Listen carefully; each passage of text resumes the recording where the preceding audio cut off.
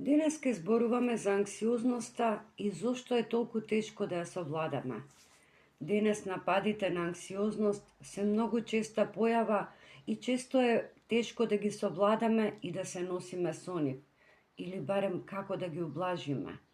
Кога се појавуваат, ја превземаат целосно контролата врз нас и тешко е да се избориме со нив. Психолозите, истражувајќи го ова подрачје од човековата психа, дошле до заклучок дека не постои минимална или максимална граница кога анксиозноста почнува да се појавува. Нападите на анксиозност произлегуваат од чувството дека сме загрозени било на физичко или на психичко ниво. Кога ќе ја перципираме ситуацијата како закана по нашата зона на удобност, почнуваме да чувствуваме анксиозност.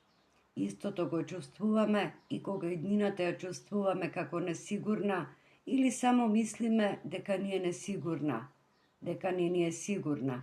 Анксиозноста е како страв на квадрат, што значи дека истиот процес на страв одново и одново да се појавува и интензивира. Чувството на тескова при анксиозноста е слично на заклучување во кафез од кој не можете да излезете или чувство на наоѓање во лавиринт без излез.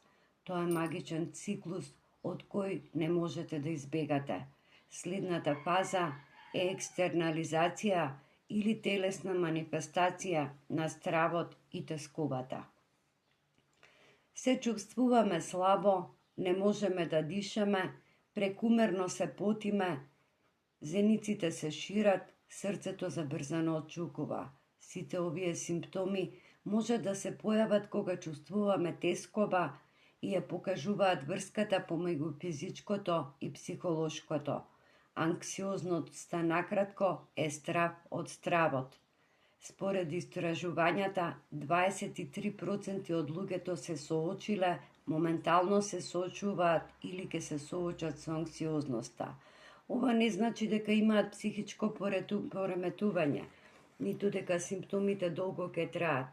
Од моментот на нашето раѓање па до моментот додека ќе си одиме од овој свет, ранливи сме на анксиозноста и таа може да се појави во било која доба од нашите животи, но сепак некои луѓе се почувствителни од другите, така да одредени животни фази од животот може да ја поттикнат нашата ранливост.